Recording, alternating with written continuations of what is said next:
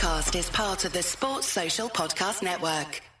Salut à toutes, salut à tous, bienvenue pour l'étape qui sera décisive sur cette UAE Tour, la 6e étape avec la montée du Djebel Lafitte, la dernière ascension de cette course par étape, 10,6 km à 7% de moyenne. C'est ici que Antonio Tiberi devra défendre ses 21 secondes d'avance qu'il a sur Isaac Del Toro.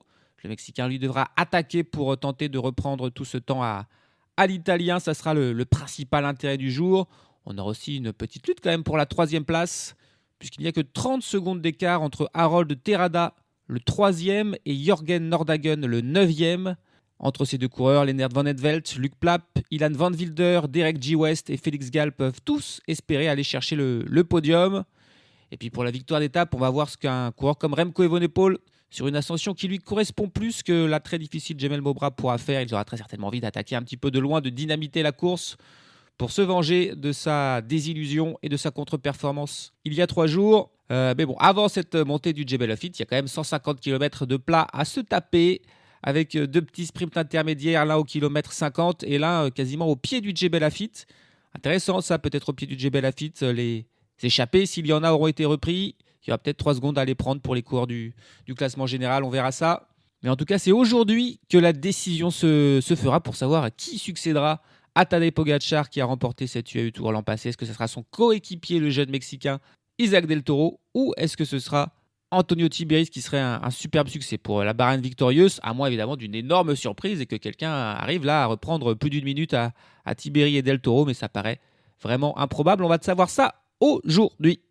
Chute de Bellocchi juste devant Armstrong qui est parti dans le terrain. Et attaque de Pierre Rolland. Voilà ce que nous disons depuis le début de ce Tour de France. Une chute terrible. Christopher Froome à pied. Mais quelle image du Tour. On n'a jamais vu ça. 100% cyclisme, le podcast du vélo en direct. Ça va Marion? Désolé. Et c'est parti, le kilomètre 0. Est-ce qu'il y aura des coureurs intéressés aujourd'hui pour aller dans l'échappée, sachant qu'encore une fois, le profil de ces étapes toutes plates, puis une ascension finale très dure, c'est quasiment impossible pour une échappée d'aller au bout. On se rappelle, sur la première étape de ce type, ils avaient eu 8 minutes d'avance. Jonas Rickaert et Sylvain Dillier, ça avait servi à rien du tout. Mais oui, il y a des coureurs motivés, là, il y a des attaques déjà dès le kilomètre 0, plusieurs coureurs qui veulent tenter d'y aller. Ça n'a pas l'air de démotiver certains coureurs, avec 2 coureurs là, qui ont déjà pris un petit peu d'avance. Le français de la Groupama FDJ, Enzo Paleni, accompagné de Cole Kessler pour la Modern Adventure. Alors j'espère que la Modern Adventure, ils ne vont pas encore mettre un coureur qui ensuite va se relever. Mais il y a d'autres coureurs intéressés là, avec Peter Oxenberg pour Ineos Grenadier qui tente d'y aller. J'ai l'impression qu'on a un coureur de la Team Emirates aussi là, avec Juan Sebastian Molano qui attaque, qui aimerait bien être devant. Peut-être passer une carte à l'avant là pour la Team Emirates pour ensuite soutenir Isaac Del Toro dans l'ascension, même si Molano, c'est évidemment pas le meilleur des grimpeurs, mais pour l'instant, on ne sait pas si c'est sorti pour Paleni. Et pour Kessler, ce duo-là a pris de l'avance sur le peloton. Les autres coureurs qui sont partis en contre n'ont pas réussi. Ils ont été poursuivis, notamment Molano. On ne veut pas laisser partir un coureur de la Team Emirates à l'avant. Il y a grosse bagarre. Il y a grosse bagarre pour prendre l'échappée. On est parti depuis une dizaine de kilomètres. Et le duo Enzo Paleni, Cole Kessler, ils ont compté jusqu'à 40 secondes d'avance. Mais comme ça n'arrête pas d'attaquer, de contre-attaquer derrière, leur écart est en train de diminuer très sérieusement. Ils n'ont plus qu'une quinzaine de secondes d'avance. Alors qu'un nouveau duo là est sorti, avec Jonas Gins pour l'Alpecin Première Tech, accompagné d'un coureur de l'Ineos. Mais il y a plein d'autres coureurs qui attaquent derrière et qui tentent aussi de sortir. Il y a un coureur de la Soudal Quick-Step qui a rejoint là, le duo avec Jonas Gins, puis un autre trio derrière avec un coureur de la Groupama FDJ notamment. Ça sort de partout, ça se bat là. On a vraiment une belle bataille pour l'échapper, ce qui est un petit peu inattendu, mais ce qui est bienvenu. Oh là là, mais quelle bataille, c'est incroyable le nombre de coureurs qui va aller dans l'échappée. Là, on avait un groupe de 5-6 coureurs en poursuite du duo Paleni-Kessler, et qui vient d'être pris par le peloton, mais le peloton est en file indienne, continue d'aller très vite. Et le pauvre duo Enzo Paleni-Cole Kessler, ils n'ont plus que 5 secondes d'avance. C'est vraiment juste devant le peloton. Si jamais ils arrivent à être l'échappée du jour, ils auront sacrément bossé pour le devenir, et ils le payeront très certainement dans le final. C'est pas une échappée où on sort comme ça tout tranquillement, où on est les seuls intéressés, pas du tout. Là, c'est la grosse bataille. Et le peloton est vraiment juste derrière eux. C'est pas impossible que ce duo se fasse reprendre si jamais les attaques de ce genre continuent. Et bien voilà, ils sont repris. Tout ça pour ça. Il y a un groupe de 5 coureurs qui étaient revenus sur eux. Et finalement, le peloton qui a suivi Et il va falloir tout recommencer. On a un autre groupe là de nouveau qui tente de sortir avec encore un coureur de la Groupama. Mais je pense pas que ce soit Paleni, c'est peut-être Rémi Cavagna là plutôt. Avec 2 coureurs de l'Ineos Grenadier, un coureur de l'IF, un autre coureur de la Modern Adventure. Mais le peloton est encore une fois juste derrière. Décidément là, c'est très compliqué de sortir sur cette, encore une fois, très longue, très plate autoroute. C'est vraiment pas un profil, bien sûr, qui avantage les échappés parce que on est toujours en ligne de mire du peloton, même si on a 30-40 secondes d'avance. Tout est à refaire, le peloton, donc de nouveau complet là, parce que ce nouveau groupe qui tente de sortir, ça n'a pas non plus vraiment marché. Ça se suit, c'est en file indienne, ça va très vite. Et les kilomètres qui défilent, on est parti désormais depuis 20 km. Allez, un nouveau trio là qui a réussi à prendre un peu d'avance avec encore un coureur de la Groupama FDJ qui clairement avait pour mission d'aller à l'avant, tout comme la Modern Adventure. Cette fois-ci, c'est Johan Jacobs pour la Groupama et Mark Stewart pour la Modern Adventure qui sont à l'avant. Ils sont accompagnés par un coureur de la Picnic Post-NL, l'Italien Mattia Gafuri. Ils ont pris une dizaine de secondes d'avance sur le peloton qui semble s'être un petit peu calmé là. Il est mené désormais par les coureurs de la Bahrain Victorious. Mattia Gafuri à l'avant, il a 4 minutes et 5 secondes de retard. Sur Tiberi, c'est le mieux classé des échappés. C'est donc pas vraiment une grande menace, mais voilà, la Bahrain Victorious qui décide de calmer les choses, calmer le jeu. 3 hommes à l'avant, ça leur va bien. Ça veut dire que ce sont eux qui vont prendre en plus les secondes bonifs là, lors au moins du premier sprint. Donc pas de danger que Del Toro grappille quelques petites secondes. La situation qui est peut-être un peu en train de se calmer, même si voilà, l'écart est encore pas très grand. Il y a peut-être des coureurs qui pourraient être intéressés pour faire le jump, rejoindre cette échappée à l'avant. Même si donc pour l'instant la Bahrain Victorious, l'équipe du leader, semble avoir pris les choses en main dans ce peloton. Bon c'est pas calmé du tout, ça continue de ressortir. C'était étonnant d'ailleurs de voir la Bahrain Victorious rouler parce que pourquoi ils roulent ? Une grande échappée qui va au bout, c'est bon pour eux, ça veut dire qu'il n'y aurait pas de bonif à l'arrivée. C'est un risque en moins. Mais en tout cas là, il y a plein d'autres coureurs qui ont attaqué, qui tentent de sortir. L'écart est toujours minime avec le trio là à l'avant. Rien n'est fait alors qu'on est désormais à 136 km de l'arrivée. Allez, l'arrivée de Joshua Tarling en tête de course dans l'échappée qui va peut-être aider ses coureurs à prendre un petit peu d'avance. Mais il n'est pas arrivé seul, il est arrivé avec un équipier, Josh Tarling, ainsi que quelques autres coureurs. On a un groupe de 7 coureurs désormais à l'avant. Mais l'écart est encore évidemment complètement minime. 5 secondes sur le peloton, toujours en file indienne. Ça va très vite depuis le début de la course. On est à une moyenne de 54 km/h depuis le début de la course. Non mais c'est le temps d'un chrono. C'est une folie. Ça va vraiment très très très très vite. Oh, ils sont même un petit peu plus que 7 devant. Ils sont 9 coureurs à l'avant. Désormais, on a encore 2 coureurs qui viennent de sortir du peloton qui sont un petit peu intercalés. Le peloton qui semble un petit peu se regrouper, là, se prendre d'un seul coup, là, une forme de boule. Est-ce qu'ils vont laisser partir tous ces coureurs, d'échapper peut-être de 10-11 coureurs si jamais les coureurs intercalés revenaient sur l'avant? Ça serait intéressant, on a des bons rouleurs. On a Stéphane Bisseger aussi qui fait partie de l'échappée à l'avant. C'est une grosse machine, lui aussi comme Tarling. On a toujours Johan Jacobs, Mark Stewart et Mattia Gafuri. On a un autre coureur de la Groupama FDJ aussi. Et derrière le peloton, j'ai bien l'impression qu'il cette fois-ci, oui, se calme. Parce que toutes les équipes ont peut-être mis le coureur qu'ils voulaient. Ou au moins un coureur à l'avant. Et derrière les 2 coureurs qui sont intercalés, c'est Callum Thornley et Nicolas Zukowski. 2 coureurs qu'on a déjà vu tenter de prendre des échappées dans cette UAE Tour. Mais ça va être dur pour ces 2 coureurs de revenir sur le groupe là de 9 à l'avant. Parce que c'est le moment, c'est le moment décisif où l'échappée est en train de se faire. C'est certain là. Et les 9 coureurs de devant, ils vont pas les attendre. Ces 2 coureurs qui sont en poursuite. Donc ça va être très très compliqué. Mais l'écart qui est déjà en train de grandir. 30 secondes d'avance pour les 9 hommes de tête. Dont on a la composition désormais avec Stéphane Bisseger. Pour la Décathlon, on a aussi Axel Huens et Johan Jacobs pour la Groupama FDJ. Joshua Tarling donc et Peter Oxenberg pour l'Ineos Grenadier. Mark Stewart pour la Modern Adventure. Mattia Gafuri pour la Picnic Post-NL qui est le mieux classé de cette échappée avec 4 minutes 5 secondes de retard sur Tiberi. On a aussi Owen Doul pour la Visma Lease Bike et Alessandro Romele pour l'XDX Astana Team. Voilà les 9 hommes de tête qui sont poursuivis donc par le duo Callum Thornley, Nicolas Zukowski et le peloton derrière qui va laisser filer tout ce petit monde. Et il se relève le duo là, le duo Callum Thornley, Nicolas Zukowski pouvait rien faire face au gros moteur qui était devant. Ils ont lâché l'affaire, ils sont repris par le peloton. On aura donc une échappée de 9 coureurs à l'avant qui compte désormais 1 minute et 20 secondes d'avance sur le peloton alors qu'on est à 120 km de l'arrivée et dans le peloton il y a déjà des équipes qui roulent et notamment la Team Emirates ainsi que la Lotto Intermarché qui sont déjà en mode poursuite. Le but, c'est d'éviter que cette échappée aille au bout. On veut la reprendre pour aller chercher la victoire d'étape et surtout pour aller chercher les bonifications au sommet dans la lutte. Pour la victoire finale, mais aussi pour le podium, ça pourrait avoir son importance. Et bien sûr, si c'est une échappée qui arrive au bout, il n'y aurait pas de bonification. Plus dur du coup de gagner des places. Et c'est pour ça que la Lotto de Lennert Van Etvelt, le 4e du classement général, a seulement 7 secondes d'Harold Terrada. Et la Team Emirates, Isaac Del Toro, qui doit reprendre 21 secondes à Tim Berry, sont déjà à l'œuvre pour maintenir l'écart et ne pas donner 8 minutes aujourd'hui aux hommes de tête.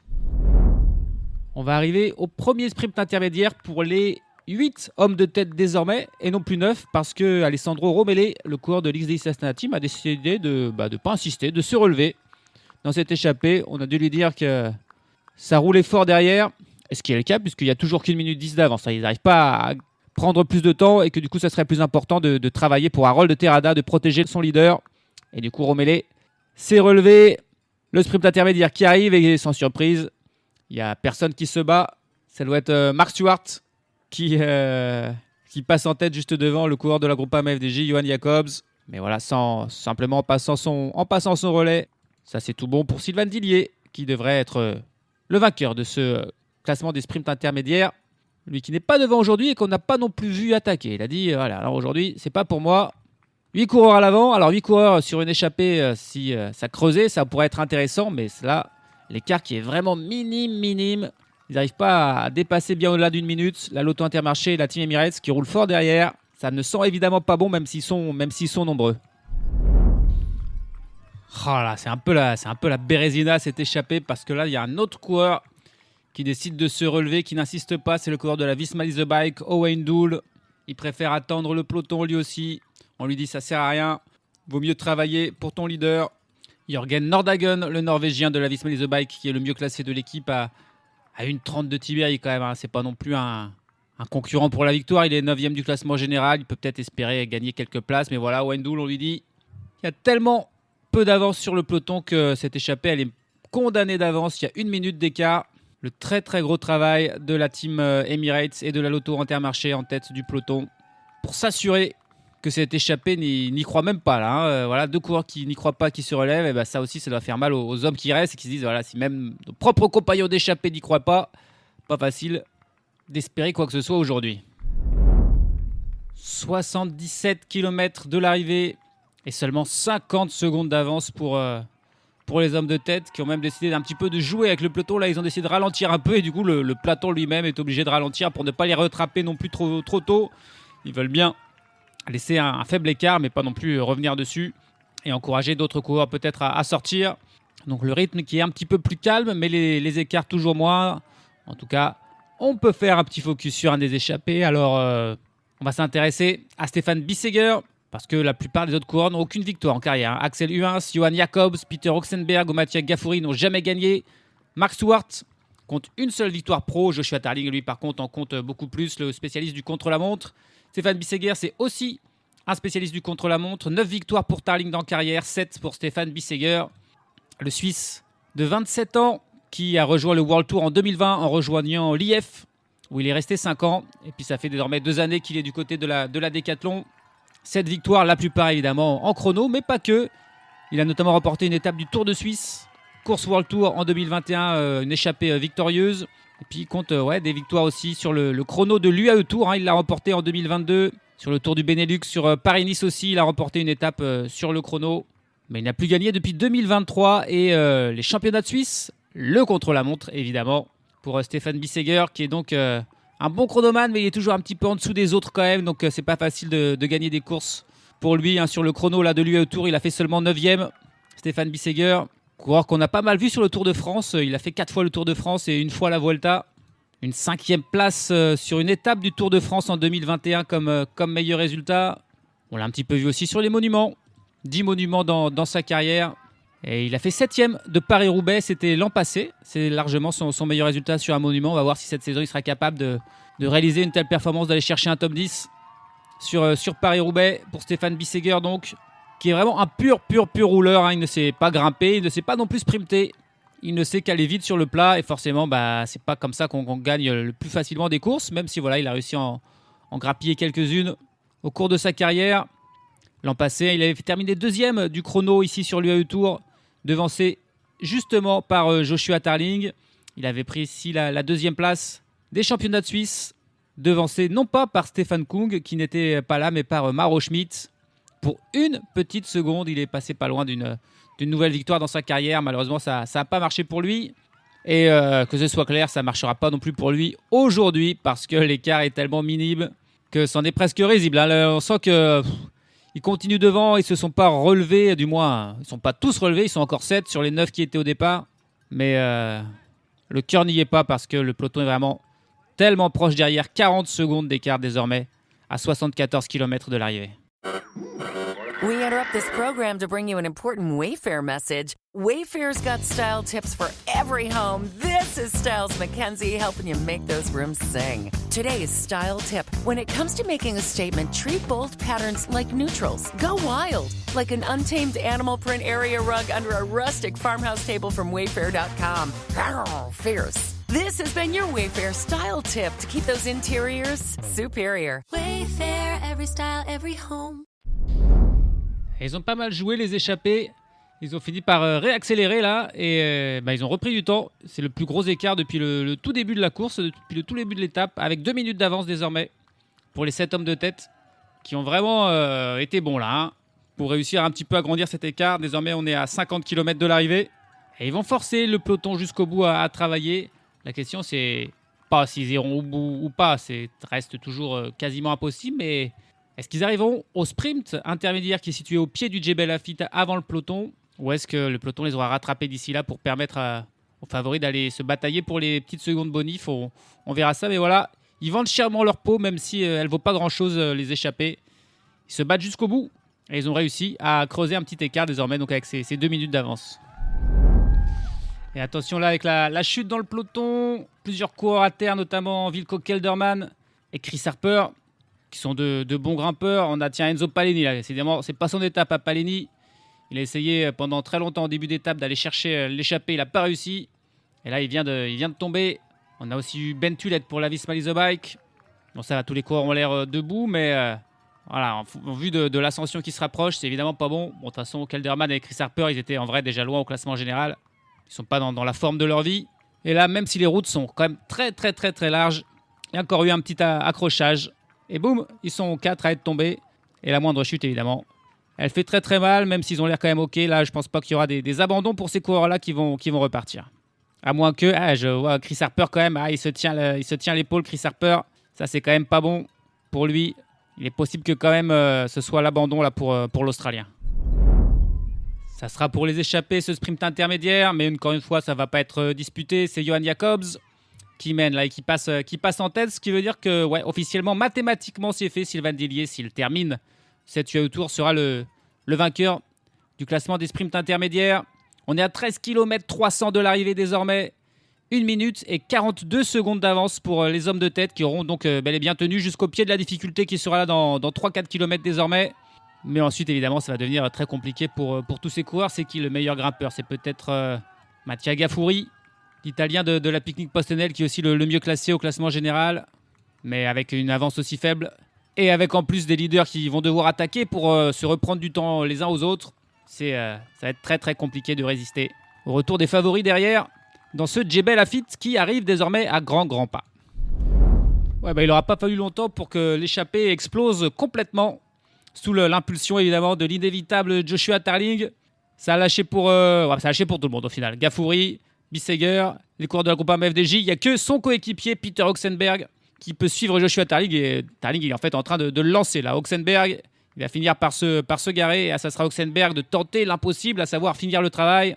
Il n'y a déjà plus qu'1 minute d'avance. Ils ont déjà perdu pas mal de temps dans un peloton qui est mené par la Team Emirates, clairement, qui va faire l'ascension la plus dure possible pour tenter de mettre Tiberi dans le rouge. Un peloton où les sprinteurs, petit à petit, sont déjà en train de lâcher.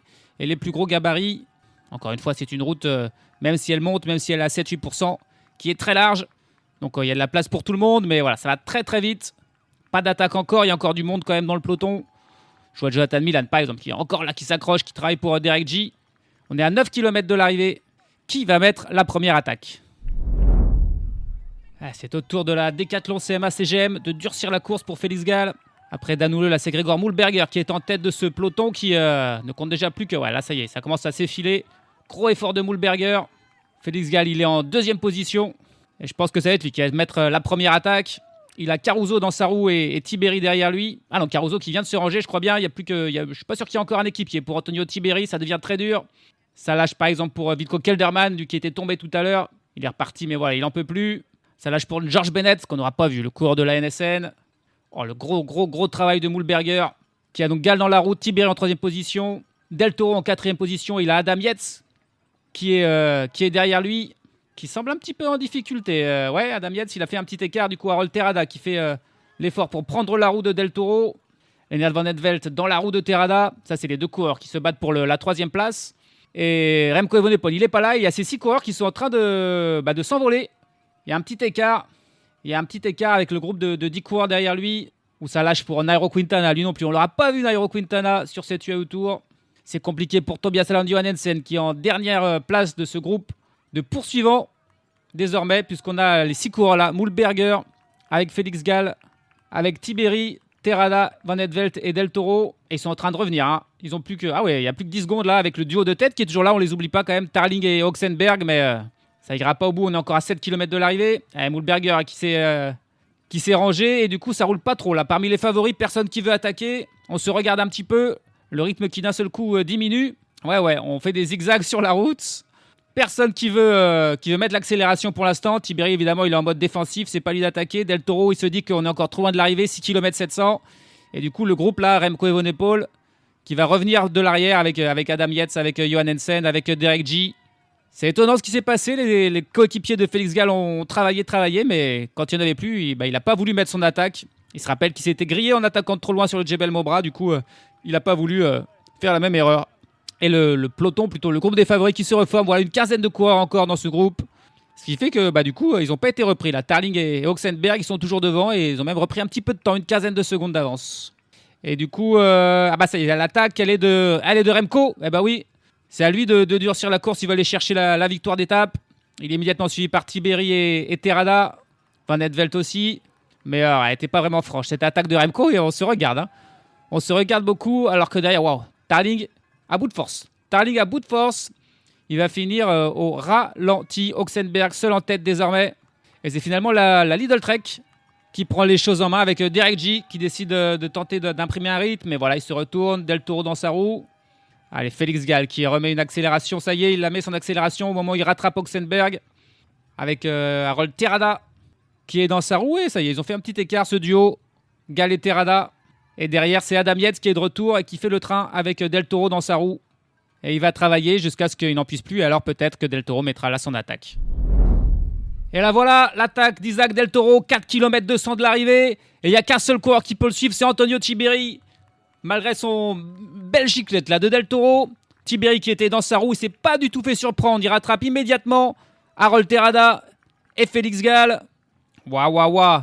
Le gros effort de Del Toro qui est en danseuse, qui en remet une. Tiberi, il reste assis sur sa selle et il le suit. Il lâche pas un mètre. Pour l'instant, Antonio Tiberi, il semble complètement tranquille. Est-ce qu'il peut tenir encore 4 km comme ça ? Attention, le dernier kilomètre, en fait, il est presque plat au sommet de ce Djebel Lafitte. Il y a une petite redescente. Donc, c'est là, dans les 2 prochains kilomètres, que Del Toro doit tenter de lâcher l'Italien de sa roue. Les 2 coureurs, ça y est, qui sont seuls en tête. Oh, attention, Tiberi. Ouais, c'est limite. Hein. C'est limite pour Tiberi. Ça y est, il est en train de perdre mètre par mètre, ou plutôt centimètre par centimètre. Ah, mais Del Toro qui est obligé de se rasseoir. Il y a 2 mètres entre les 2 coureurs désormais. Et Tiberi qui fait un effort, il est en train de revenir légèrement. Waouh, quel duel là.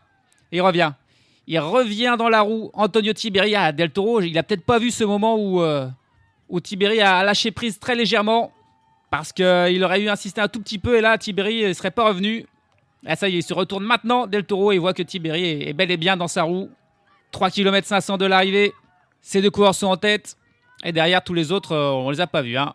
Ça va être Félix Gall qui est le premier poursuivant avec Terrada. Et puis ensuite le groupe avec Luc Plapp, avec Derek G, avec Lennart Van Etvelt, Jürgen Nordhagen, Michael Storer et Mathis Rondel, Tobias Johannesen. Alors que Remco Evenepoel, finalement, il n'est pas mieux dans cette ascension. Il a lâché là de ce groupe de poursuivants. Il n'y est pas. Et puis Ilan Van Wilder, lui, il n'a pas eu de chance. Il a eu un petit accrochage. Il est légèrement tombé. Et du coup, il a perdu du temps. Il n'est pas non plus dans ce groupe des poursuivants. Et de toute façon, c'est pas là qu'on se jouera la victoire ni le classement général. C'est devant Tiberi, Del Toro, ensemble, les 2 premiers du classement général. Et Del Toro, il n'a pas le choix, il va falloir qu'il en remette une. Hein. Il en remette une. S'il veut se débarrasser de Tiberi et faire un écart, a priori, ils vont terminer aux 2 premières places du jour, même s'il reste encore 3 km, hein, c'est pas encore l'arrivée. Et donc, il y aurait peut-être que 4 secondes de différence de bonif entre eux. Même s'il y a Luc Plapp là, qui fait une bonne ascension, Luc Plapp qui vient de rattraper Félix Gall et de le distancer. C'est désormais Luc Plapp, le 3e homme de cette étape. Il pourrait aller chercher peut-être la 3e place du classement général. Il avait 19 secondes de retard sur Harold Terrada.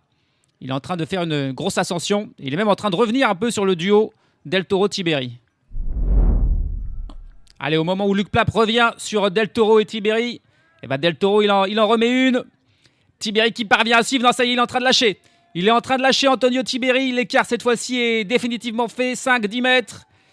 Et maintenant, ça va se jouer à la seconde, hein, probablement, au final.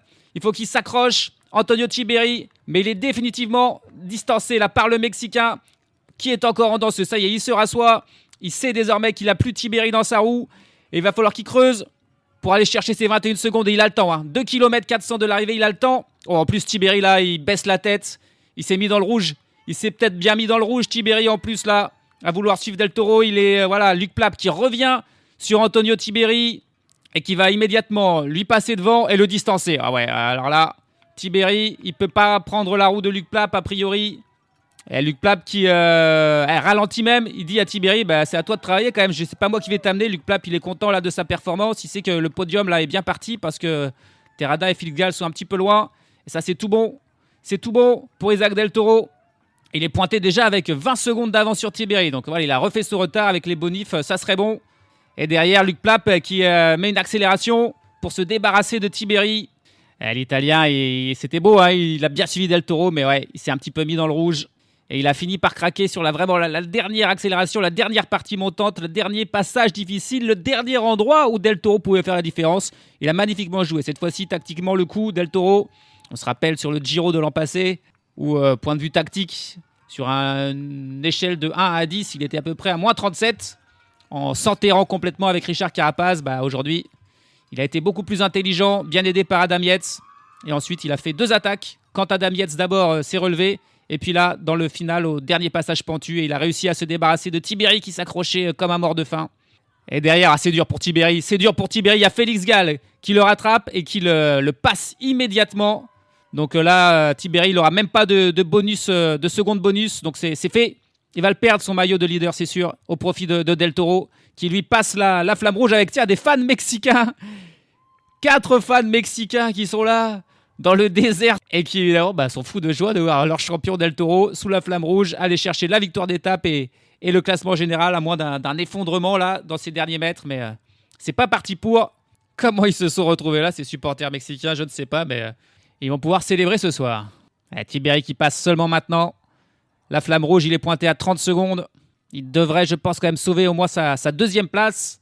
Mais il est à bout de force là. Il donne vraiment tout ce qu'il a. Il passe un très très très mauvais moment sur le vélo là, Antonio Tiberi.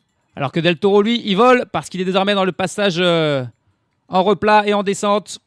Et il va aller chercher la première victoire. Alors il reste encore demain évidemment, mais c'est une étape toute plate. Donc il va aller chercher très probablement sans accident, sans chute, la première course par étape pour le tour de sa carrière.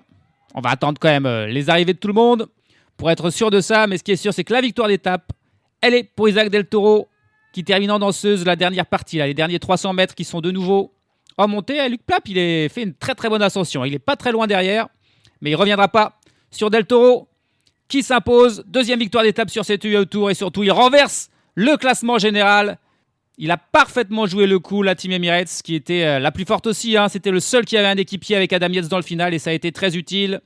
Luc Plapp, très belle ascension, qui va peut-être prendre la 3e place du classement général, qui passe à l'instant en 2e position. La 3e place, elle est pour Félix Gall, qui arrive 21 secondes après Isaac Del Toro, et Tiberi qui va passer la ligne en 4e position à une 30aine de secondes.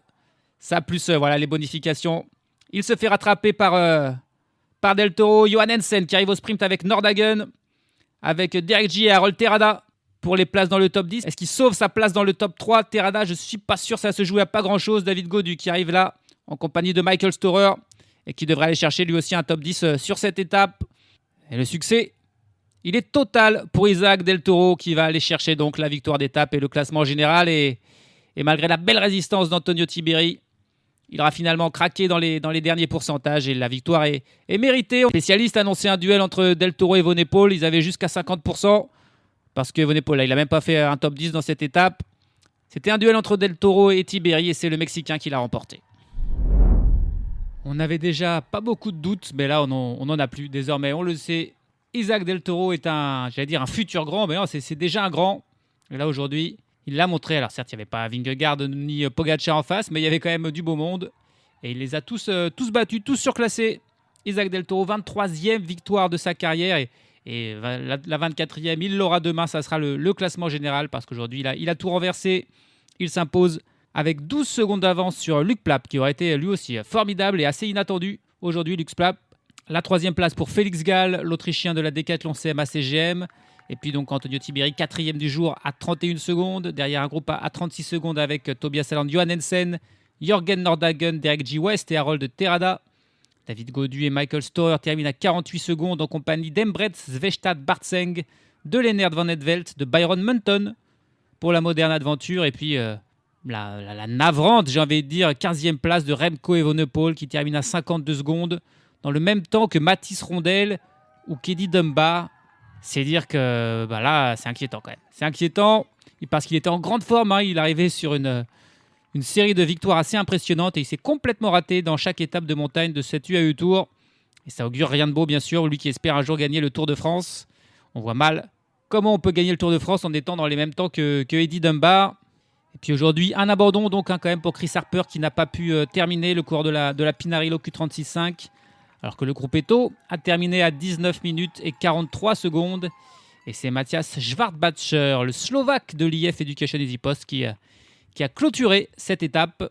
Alors que le classement général est donc il est bien chamboulé. Isaac Del Toro qui prend la première place. Antonio Tiberi désormais 2e à 20 secondes de Del Toro. Et puis Luc Plapp qui fait la bonne opération. Il passe de la 5e à la 3e place désormais. Harold Terrada chute à la 4e place, la bonne opération pour Félix Gall, lui aussi qui était 8e, il est désormais 5e. Le reste du top 10 avec Lennart Van Etvelt, Derek G. West, Jørgen Nordhagen, Tobias Aland Johannesen et Remco Evenepoel. C'est Ilan Van Wilder qui fait la mauvaise opération du jour à cause de sa petite chute là. Il a perdu beaucoup de temps, il était 6e, il finit 11e, il est le seul coureur à sortir du top 10. Suite à cette étape, le premier français, Mathis Rondel, ce n'est pas David Gaudu, c'est Mathis Rondel, le coureur de la Tudor, est 12e. Gaudu, lui, est 18e. Et puis Isaac Del Toro, il a tous les maillots. Il a le maillot par points. Il devance Jonathan Milan et Antonio Tiberi. Mais vu que demain, c'est un sprint, Jonathan Milan devrait avoir l'opportunité de le récupérer. Il est aussi en tête du classement du meilleur jeune, évidemment, devant Tiberi et Van Etvelt. Par contre, le maillot des sprints intermédiaires, il n'est pas pour lui. Il est pour Sylvain Dillier qui, mathématiquement, l'a sauvé. Il lui reste à terminer l'étape demain et ça sera fait pour Sylvain Dillier. Mais ça ne devrait pas être un souci parce que demain, c'est facile. C'est tout plat, c'est l'étape d'Abu Dhabi. Aucune difficulté. 149 km sans le moindre relief. Autrement dit, c'est un sprint encore qui nous attend demain pour Jonathan Milan et compagnie. Est-ce que quelqu'un sera capable de battre l'Italien ou est-ce que ça sera un 3e succès pour le coureur de la Lidl Trek? Ça sera le seul enjeu pour ces dernières étapes parce que le classement en général, lui, il est joué et il est pour Isaac Del Toro. Salut à tous, salut à toutes.